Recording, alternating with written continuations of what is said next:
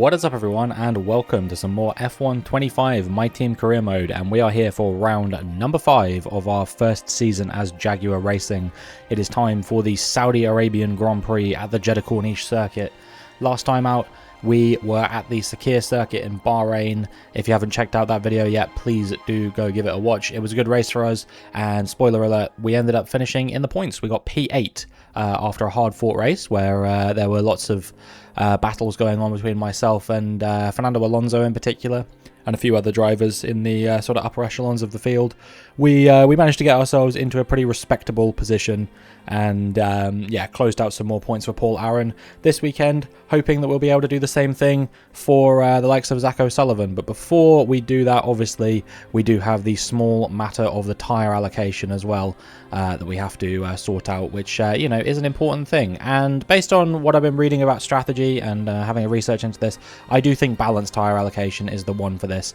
It's looking like generally the 2-stop is going to be the play here, probably 2 stints on mediums and then a stint on hards is going to be what we're looking for here. So yeah, I think that's what we're going to go with. And then, yeah, we'll get into the race weekend. Now, as always, we have to pick the driver we're going to drive as, and Zak O'Sullivan has actually increased his rating up to a 65 rating. Paul Aaron's still on 68 for now.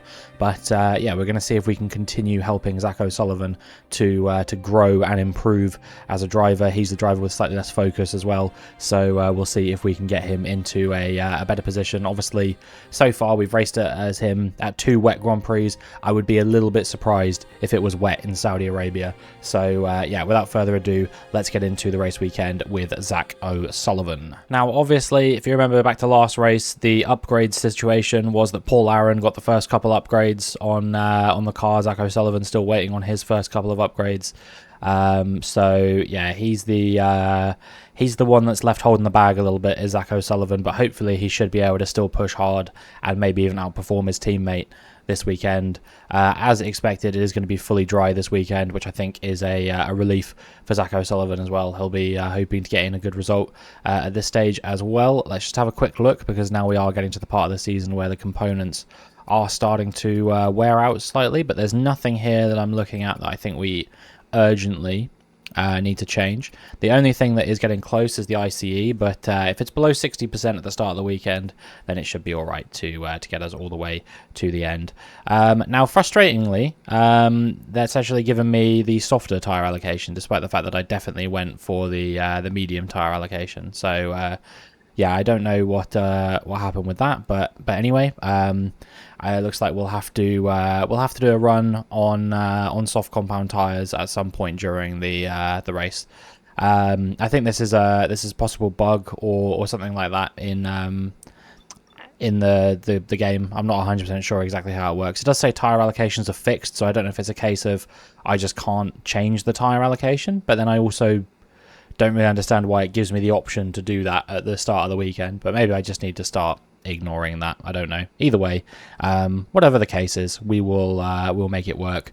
Paul Aaron, obviously, off the back of 5th and 8th place so far, currently sat in P8 in the championship. Zak O'Sullivan a little bit further afield, all the way at the bottom of the table, with only 1/16th place to his name in the Japanese Grand Prix. We're going to see if we can rocket him up the standings, maybe even with a points finish today. As now we are going to, first of all, and just to show you that I am going to do this, up the difficulty to 103, because obviously last race we did get that points finish, outperform where we're supposed to be. And then we are going to get ourselves into the first practice session of the weekend. As always, if anything happens, I will let you know, but otherwise I will see you back right before qualifying, and I will now go off and do some practice. Right, so practice done, and well, I don't know if it was just the fact that I only did a run on a medium tyres or what the situation was, but we were P13 in that session, so maybe the difficulty change is finally starting to come to fruition, because I think I would be happy if I was qualifying in sort of that region every single race, even if technically we should be further down the field. I think if I'm struggling to get into Q3, and maybe even like occasionally having a Q1 exit, that kind of thing, I think that's a reasonable difficulty for us to be on. So yeah, we'll see if practice was any kind of representation of qualifying, or if we're once again just going to be comfortably in the top 10 and fighting for pole position. And yeah, we'll see how things work out as we get ourselves now into qualifying.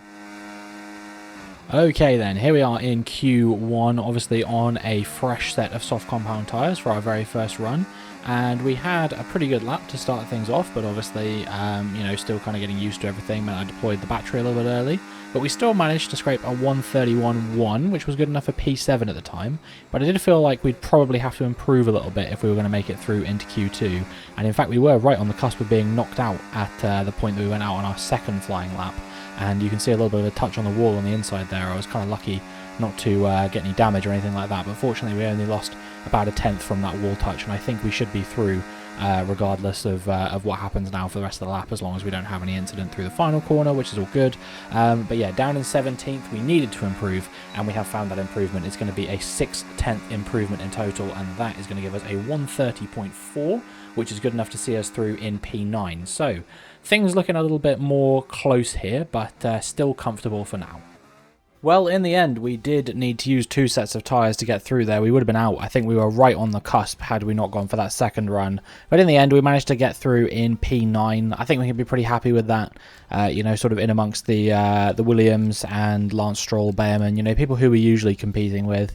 So yeah, through to Q2 once again. Antonelli knocked out there in Q1. I think he'd be pretty disappointed with that. Bortoletto getting knocked out as well. Alonso, Ocon, Gasly, and Paul Aron. So I would say really only Antonelli the big shock there. You have to remember that even though Gasly has had a couple of good performances so far this season, the Alpine is supposedly probably one of the worst cars on the grid. In 2025 at the very least, maybe only rivaled by supposedly the Kick Sauber, but I think generally one would say that the Alpine was probably the worst car on the grid last season. So I think that's to be expected. Paul Aron a little bit closer to the pace, but still quite a ways off, 6/10 off the nearest car, nearly 1.5 seconds off being through the session. So he's still got a long way to go if he wants any chance of making it through into a Q2 anytime soon, when not being commanded by me, shall we say. But now we will see if we can continue this good run of form as we get through into Q2. So first flying lap here in Q2, obviously going to be on a used set of soft compound tyres this time, and it was a decent run considering it was on used soft compound tyres, but again, I definitely felt like there was a lot of improvement to be had. Only a 1:31.4, it was only good enough for P13, it wasn't going to see us through to the final qualifying session. I needed a bit more improvement, and well, fortunately we managed to get exactly that on a fresh set of soft compound tyres. So I guess the softs die off very quickly around here, because you can see we're over a second up on that time, and looking like we might potentially get into the 129s if we can have a good final corner, but we're going to need it because we are currently down in P15, only ahead of Liam Lawson in this session. And we round the final corner, you can see we had a little tap on the outside wall there, and just trying to use all of the track, ended up using a bit too much. Fortunately, again, no damage, and we do just creep into the 129s, and that is going to be good enough to see us through in P5. So we once again find ourselves in the shootout. Well, I have to say, we put on a pretty special lap there to get through in P5. But I think we can be happy with that regardless. And once again, there are lots of drivers from outside the top 4 teams making it through. Stroll in P7, Behrman in P8, Sainz in P9, and Hulkenberg in P10 all getting through with us as well, which means that quite a few drivers who you would expect to make it through will have been knocked out. Obviously, we saw Antonelli in the last session, but Hadjar and Colapinto, not too big surprises, same with Albon, but Leclerc being knocked out in the Ferrari. After finishing P2 in Bahrain, he'll be pretty disappointed to only have mustered 13 in qualifying here in Saudi Arabia. Same with Tsunoda in the Red Bull, P15 for him.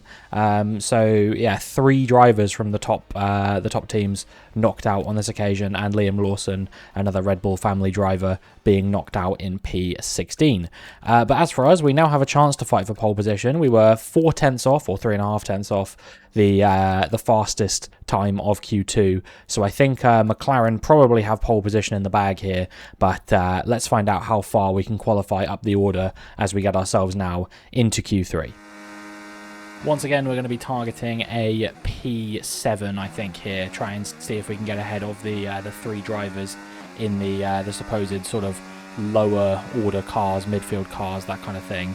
And my first flying lap, once again on a used set of soft compound tyres, it was a 1:31.2, and that was only good enough for P10 when I did it, so we are going to need a big improvement once again on those soft compound tyres. Do I think that I can pull out another 1:29? To be honest with you, I don't think so. I think that was probably the best lap that I'm going to do, at least of this qualifying session. And you can see, as we're improving, we are going to be right on the cusp of potentially getting into the 1:29s or not once again, even with the track improvements. I just felt like the lap I did last session was quite special. But that said, I do make up nearly 3/10 through that final corner on this fresh set of soft compound tyres. And we're going to cross the lines to a 1:29.9 again, so we actually do better our lap from Q2. And in the end, that puts us P6, which I am really, really pleased with and wasn't really expecting. With qualifying wrapped up now, we have our grid lineup for the big race tomorrow. Be sure to join us then for what will no doubt be a fantastic race. Not sure how to feel about this one. I mean, P6 is a good qualifying, don't get me wrong, and I think I did some really good laps, especially in Q2 and Q3. So yeah, I guess that maybe difficulty still needs to go up a little bit, but we're slowly fine-tuning it. We're definitely not having any of the completely ridiculous results that we had before. I don't think we're going to be bagging any pole positions anytime soon, but I still think that there is some scope for things to get harder for us. As yeah, we did a good lap there. I think we can be happy with that. P6, Verstappen on pole, followed by Russell and Hamilton, and then Sainz in P4. Wow, what a performance from the Spaniard there in the Williams. I said I thought that McLaren were almost guaranteed to get pole position here. In the end, they actually finished 5th and 7th, just either side of me. So I'm starting in a bit of a McLaren sandwich. Then Behrman in P8, Hulkenberg P9, and Stroll qualifying in P10. So without further ado then, let's move on from qualifying and get ourselves into the race.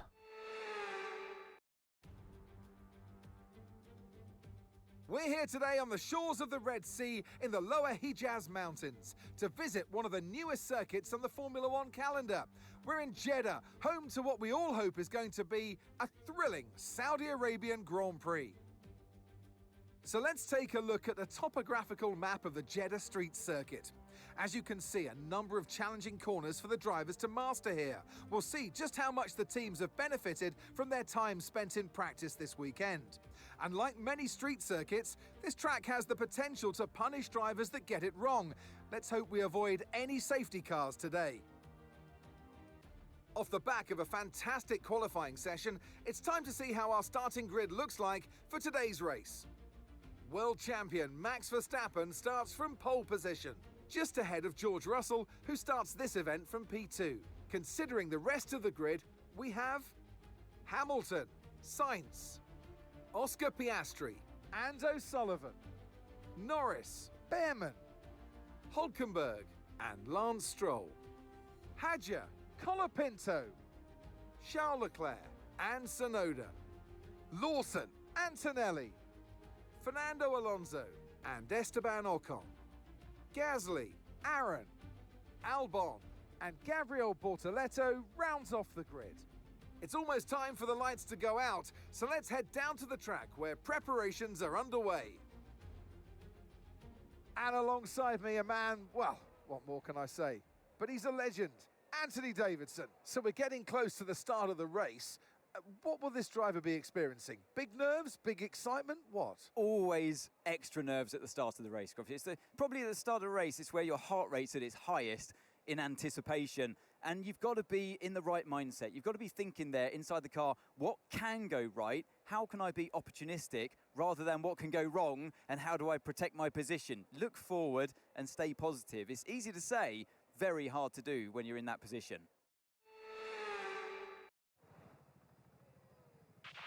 Okay, here we go. I know what you can do. Don't let me down. So, strategy-wise, obviously I mentioned before that I wanted to do a medium hard, but obviously the game does not seem to think that that is a reasonable strategy. Instead, it's suggesting for me that I do a hard, medium, soft. So I guess that is what we're going to be going with. I am going to fuel to the max. It's not quite what I would have wanted, so we might have to do a little bit of lift and coast again.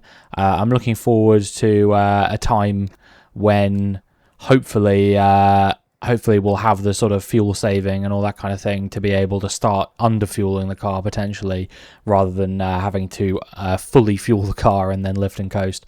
So yeah, that is what it is. But I think we'll go with the hard, medium, soft, and we will hope that can get us to the end without too many issues, and maybe try and make our way through the field. I think the one stop here just isn't going to be feasible, unfortunately. So yeah, hard, medium, soft is going to be the one. And I will now, as always, hand you over to the commentary version of myself, who will talk you through the rest of this race. Right then, so here we are on the grid getting ready to go, starting behind Oscar Piastri. We are the only driver, at least in the immediate vicinity around me, starting on hard compound tyres, which does have me a little bit worried, because obviously those don't quite have the same amount of grip as those medium tyres. And I mean, generally we've known that the AI is maybe a little bit better on their tyres than a human controlled driver. So this had me concerned that if I was going to go anywhere, it wasn't really going to be forwards in this race. So we have to see what we can do. We're usually pretty good off the start, but I think after that it will be, you know, full defense mode now. But we'll see if we can make our way up the order as the lights come on. And the lights go out, and we've had a decent getaway there compared to those medium compound runners. Nearly going to the back of Sainz there, but we're going to brake nice and late, and unfortunately just a tiny bit too late there, and we've actually collided with Russell into to turn one there. That one was completely on me. Just missed my braking point ever so slightly. I kind of forgot that the tyres were going to be a little bit colder, having done the formation lap, and so when I braked into turn one, I thought I braked at the sort of right position, but yeah, I guess not. Got a little bit of front wing damage, and now we're gonna have to circle around the track with front wing damage, and then we will come in at the end of this lap. Now, if you look down in the bottom right there for a split second, you will have seen that the strategy they were suggesting we go on to was a medium, soft, soft, soft.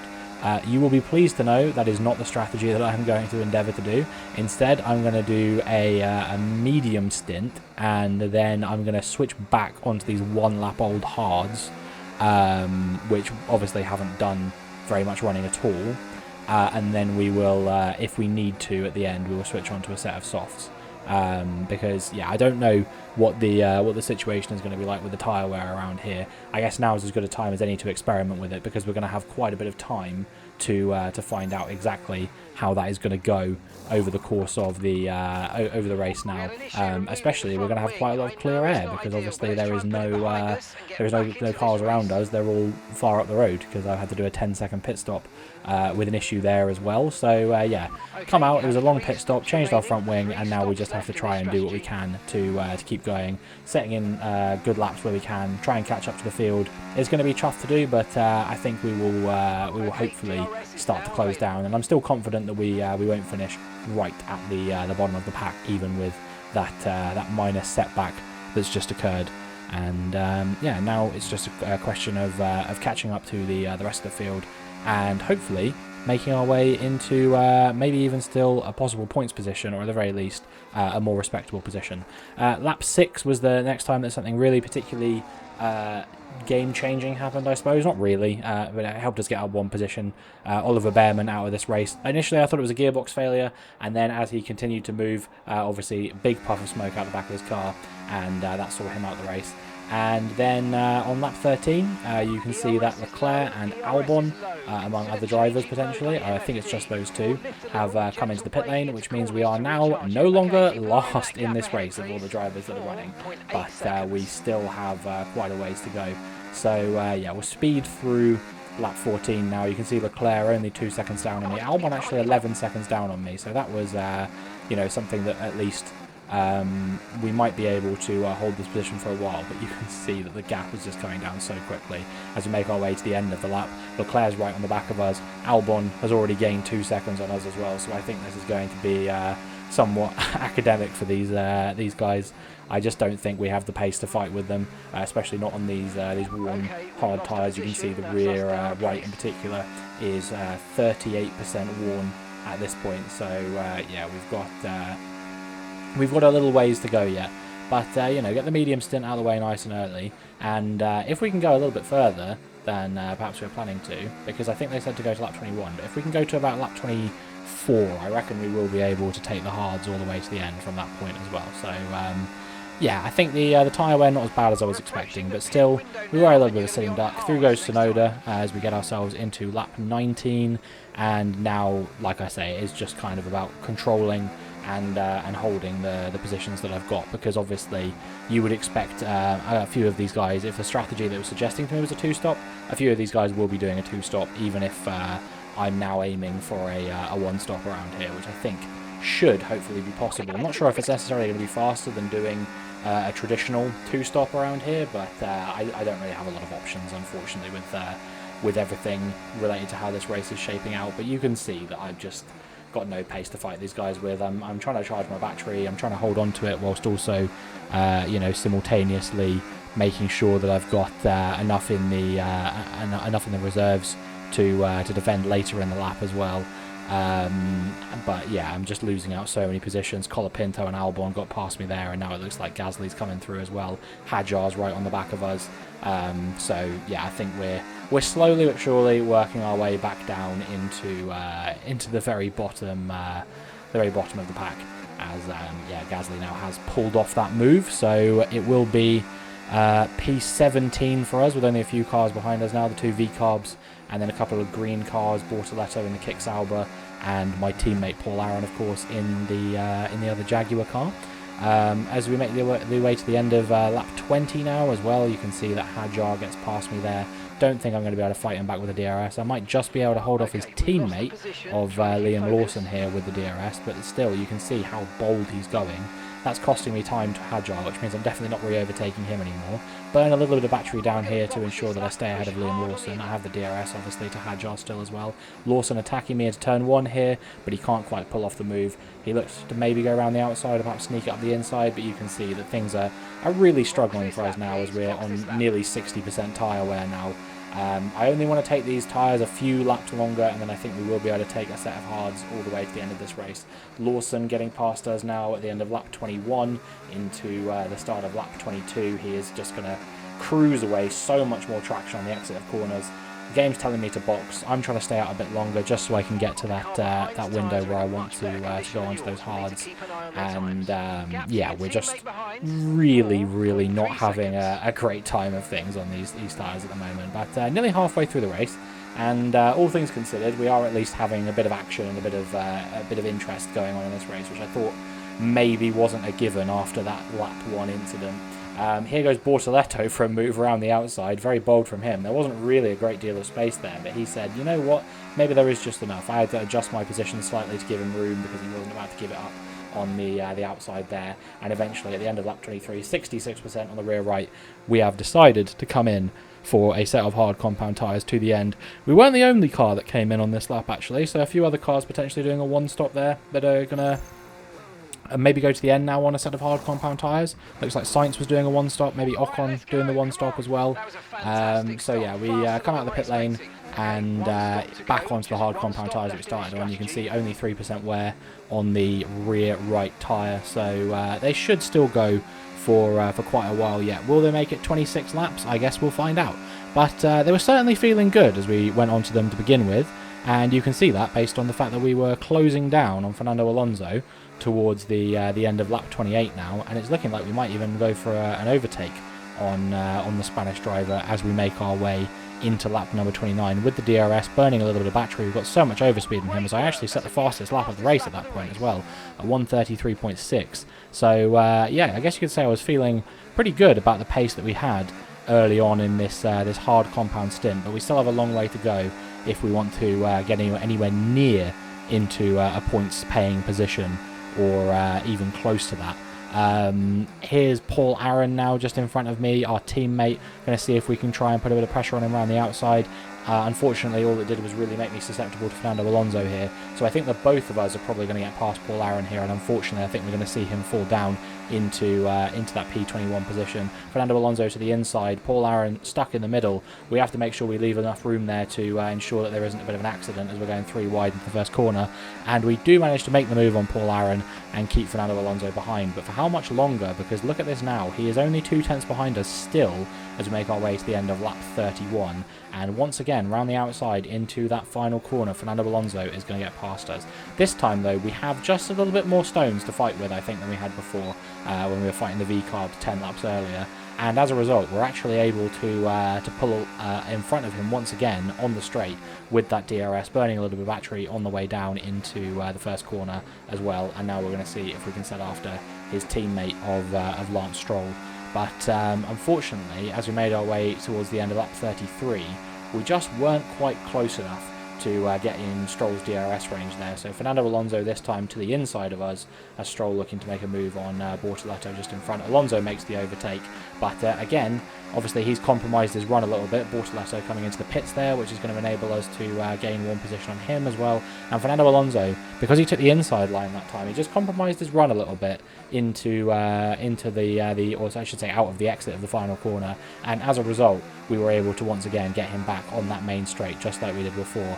And still, on lap 36, I just can't seem to pull into this DRS range of Stroll. It is so close, but I'm just not quite managing it. And that is just allowing his teammate to keep getting past me. I don't know what the play here from Aston Martin is, but it's basically like, get as close as you can to a 1 second gap without letting it fall below a 1 second gap for Lance Stroll. He's like, yeah, you don't need to go any faster than that, but just make sure you keep the gap over 1 second. And he's like, okay, I'll do exactly that then. So yeah, we do manage to get back past Fernando Alonso once again, because obviously with us not having DRS to Stroll in the first place, it means that he doesn't get DRS to Stroll after he's overtaken him. However, this time on the end of lap 37, we actually do have the DRS to Lance Stroll, and I'm feeling like into turn 1 here we might just be able to think about going for a move. Unfortunately, once again, we had a bit of contact with the outside wall at the final corner. However, it didn't really affect us too much. We were still able to make the overtake on Lance Stroll work as we go around the outside through the first couple of corners, make a little bit of contact with him, but we are going to be able to hold this position, I think. And in the end, yeah, Lance Stroll is going to back out of the move into turn 1 there. You know what the AI can be like through that corner sometimes if you've played this game before. And well, Lance Stroll decided he was gonna think better about doing that, because he knew that he could just re-overtake me into the final corner, as the AI have been doing pretty much all race long, to be fair. Lance Stroll does have a little bit of a lock up there. It doesn't affect his traction on the exit of the corner too much, fortunately for him. But still, he will have no DRS to Antonelli, who's 2 seconds up the road, and we, as a result, will be able to go for a move back around the outside of Lance Stroll into turn 1. And well, this is very reminiscent, actually, of I don't know if anyone ever watched my F1 22 My Team career mode. That was quite some time ago, obviously. But there was a race that I had around here that was very reminiscent of that, as Albon gets past us there into P12. There's a race I did that was very reminiscent of this, where it was like I'm just defending from the same guy into the same corner every single lap. He would overtake me here, I'd get the DRS back, and then I would make the overtake into turn 1, which is what I'm going to try and attempt to do with Lance Stroll here on this lap. But he just might be a tad too far in front on this occasion to make that happen. So we may have actually lost a position right at the death here, as Hadjar now is looking for a move around the outside of us. And indeed, Lance Stroll has actually gotten ahead of us now, so it might be that P14 is the best result that we can get in this race, as we make our way to the end of lap 46 now. And amazingly, we've actually managed to keep Stroll in touch with us. Hadjar still looking for the move on us, but we'll give him just enough room on the inside, have the favoured run around the outside, and as a result, we are actually still losing out to Hadjar. But fortunately for us, Stroll chooses to defend to the inside, So Hadjar has to kind of change his mind a little bit about where he's going, because he wasn't going to be able to get through on Stroll, and as a result we managed to not only defend from Hadjar but get back past Stroll into lap 47 as well. And now as we make our way to the end of lap 49, you can see that I've just managed to break away from those guys a little bit. I think their hards have worn out a little bit, but if you look down in the bottom right hand corner, you can see that the tyres and the ICE were starting to struggle a little bit in this race. So I had my work cut out for me on this final lap to make sure I could keep Hadjar behind, even with that gap. Obviously, through the technical sections, I was going to be struggling quite a bit. Max Verstappen winning the race there, and now you can see that not Lance Stroll, Isaac Hadjar is much closer to us, right behind us as we make our way into the final sector of this lap. Only 2/10 is the gap. I've got lots of battery to defend this with, but is the DRS just going to be too much for me to contend with? Which direction is Isaac Hadjar going to go? He's going to go to the outside here. Is he going to be able to make the overtake stick? We're going to try and defend to the inside, and now we don't have that much battery to defend to the line with. I think we might run out of battery just before we get to the line, and we're going to burn as much as we can. Hadjar's 3/10 back, and in the end we just managed to hold on from the French driver to take P13 in this race. It could have been so much more, but I think at the end of the day we have to at least be somewhat happy with that result, because at least we managed somewhat of a comeback. And in the end, there was no Verstappen. Max Verstappen, he takes victory. A great display of dominance today, Crofty, by this driver. They led from lights out to the flag at the end, led every lap of the race. Brilliant stuff by them, and excited to see what more they can do in future races. It's time to bring out the bubbly and spray it around. It's our podium celebrations. One of the all-time greats celebrates yet again. It's another podium, it's another top step for Max Verstappen. So Max Verstappen continues a very good season that he's having here in 2025 with another win around Saudi Arabia. Lando Norris managed to recover from a poor qualifying session to finish P2, and Max Verstappen's best mate George Russell joins him on the podium in P3. As for Jaguar, it was myself playing as Zak O'Sullivan in P13. Paul Aaron couldn't beat anyone in the end, and it will be P21 for him. After an event like that, who knows what the sport has in store for us next time out? Be sure to join us once again as we continue to bring you all the excitement of Formula One.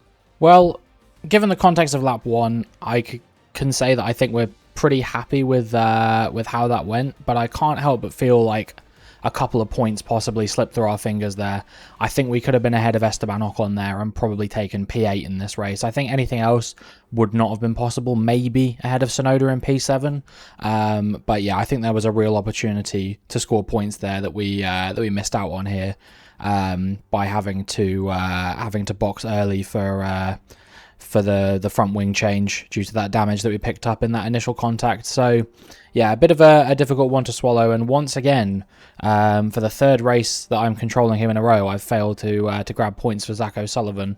I do wonder though, perhaps he has moved up the standings. Let's just have a look down the rest of the order. So it's Verstappen, Norris and Russell at 1, Hamilton, Leclerc, Piastri, Tsunoda, Ocon, Hülkenberg and Albon in the points, and then it was Sainz, Antonelli, O'Sullivan, Hadjar, Gasly, Colapinto, Bortoletto, Lawson, Stroll, Alonso, and Paul Aaron was the last driver to finish, with Behrman of course having that DNF. So in the standings, that pushes Paul Aaron down to P. No, he was already in P8. I keep forgetting whether he's ahead of Tsunoda or not. So he's still in P8.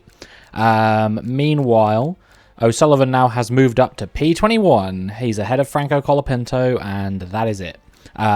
So not rooted to the bottom of the table anymore. Meanwhile, Jaguar still in 5th as well, with Aston Martin failing to score in that race.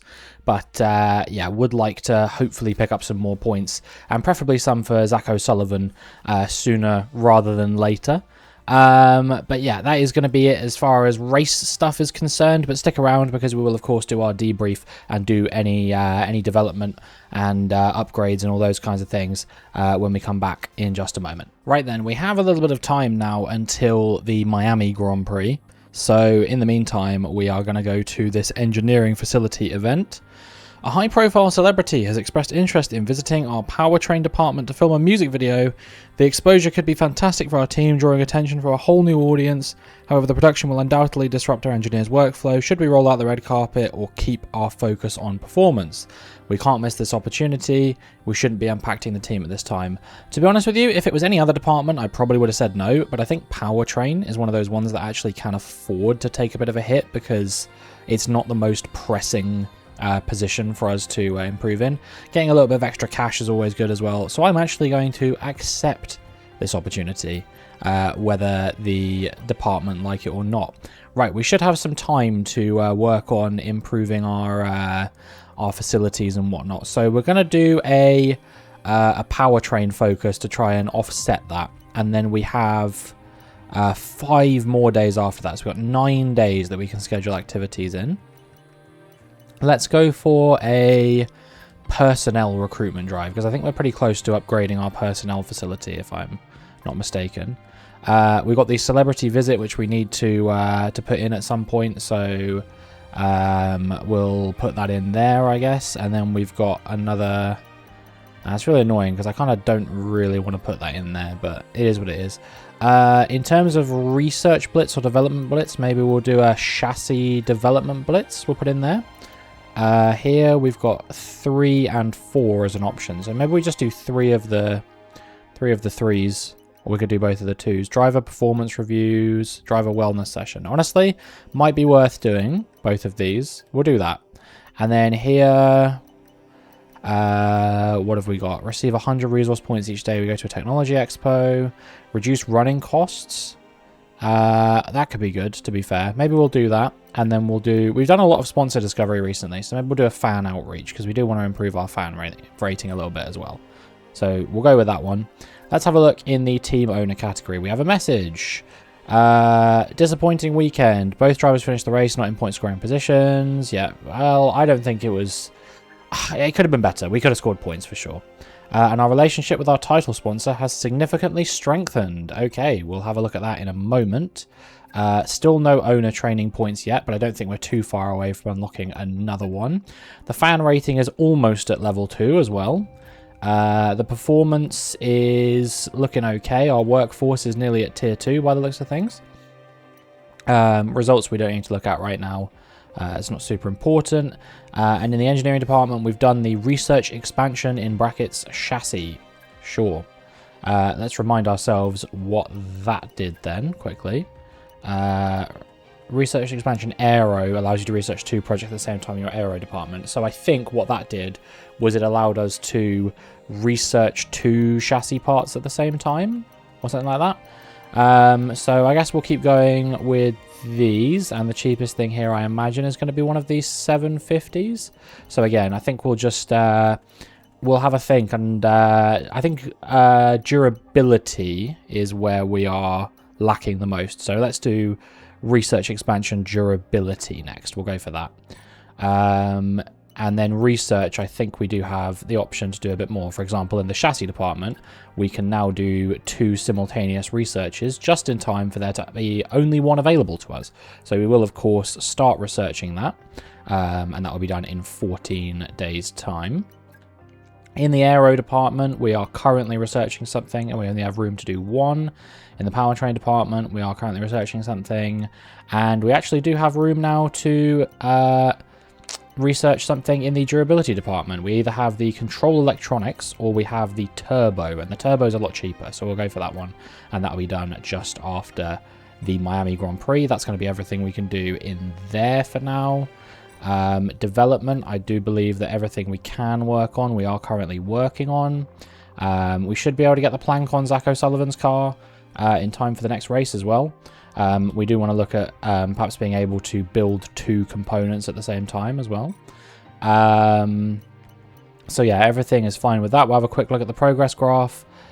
You can see that where we are relative to our opponents is still pretty weak. But we should be able to get a little bit better as time goes on. Let's have a quick look at component management. O'Sullivan's first ICE, I think we're going to switch on to the second one.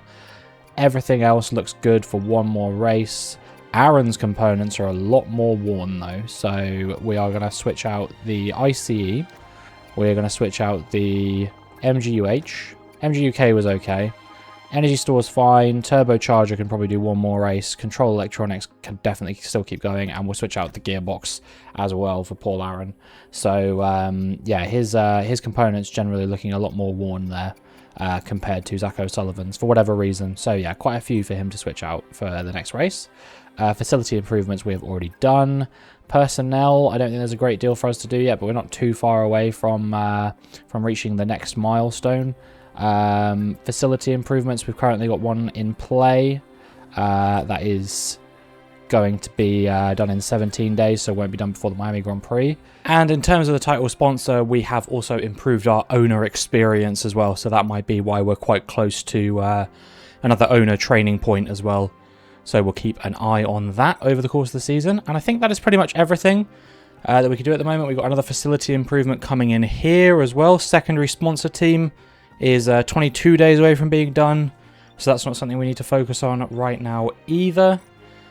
And I guess all we'll do for now is just continue to advance. Talks with Paul Aaron are sufficiently progressed for us to propose an initial meeting to explore the possibility of a seat next season. I have to admit, he has been very good so far this season. I've been pretty happy with the performance that he's shown, and I would be interested to potentially get this underway. So I think we will go to this meeting. Let's see what he would want, because I'm not going to give him the world, but I would be prepared to give him something. So his expectations of the team, he wants an engineering workforce of 234, a fan rating of 3, and a vehicle performance ranking of 7th. I don't think we're going to be able to give him that, to be honest. And the team performance clause, achieve 2 top 10 race finishes, or the team must pay the driver $850,000. And he only wants an annual salary of 2.4 million, which is not too much more than what he would want at the moment. Okay, so I guess we'll continue progressing the talks, because right now we definitely won't be able to meet those expectations. Particularly the vehicle performance ranking, it's just not feasible. We're going to be the 7th best car on the grid by the time the end of the season comes around. So we'll finish the meeting for now, and that's something that is good to know going forward. Things are progressing well. We've got a bit more into the weeds. Yeah, so we'll leave that for now. I don't think there is going to be much we can do with regards to that at the moment, if Andrew ever stops talking. Right, we'll move on till we have the front wing adjuster bracket done. That's another piece of research, so we can get that developing in a moment. We'll have to wait a little bit because we've still got this going. But research-wise, we should now be able to do another piece of aero research. And we have a discount on the rear downforce beam wing, so we will do that. Basically, we're just trying to research the cheapest things that we can research at this moment in time. We should have a few more things done. I think these are development. So the floor stiffening strays failed, but the spark plugs succeeded. So we can redevelop that. That'll be on for Imola. Chassis-wise, the plank has failed. Oh, for goodness sake! I just want to do right by my boy Zak O'Sullivan. I feel so bad. Okay, so spark plugs have been researched, but we would still need to develop those, which right now we're developing pistons. That's fine. I think we're developing something in the durability department as well. Yeah, that's going to take 10 days. So I don't think there's a great deal left to look out for now until the next one. We have just gained an owner training point, actually. Ooh, and we can progress talks with Zak O'Sullivan as well. I wasn't sure if he would go for it because we've not been helping him in the same way that we have with Paul Aaron. But I am interested. Like I said, he's kind of the driver that we want to hang our expectations on going forward. So I would very much be interested in going to this meeting as well. I'm hoping he'll have slightly lower expectations of what he wants from us, considering that he is, you know, a slightly weaker driver. So he wants a lower engineering workforce, I think, and he wants us to finish 7th in the constructor standings, or we must pay him $1 million.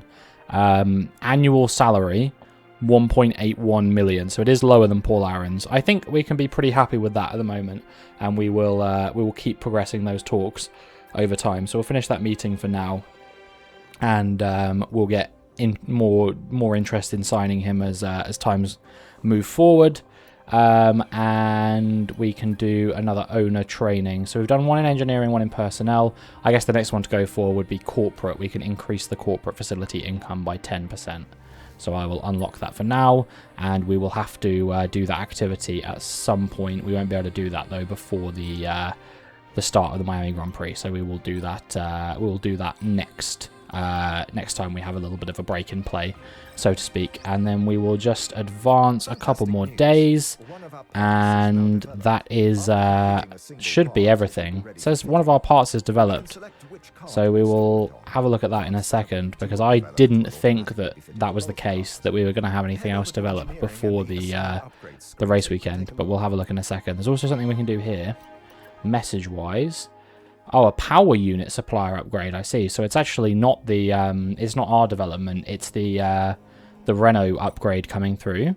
So do we need to put that on the car? I guess that's going to come on automatically, isn't it? Because both drivers are getting that. Okay, that's fine, that's good. Right, well in that case, that's pretty much everything that we need to do before the Miami Grand Prix. So before we go, just a big thank you for watching, as always. If you enjoyed the video, then make sure you leave a like and comment down below and subscribe for the next video, which should be out at some point next week. And other than that, I hope you have a great rest of your day, and thank you very much for watching.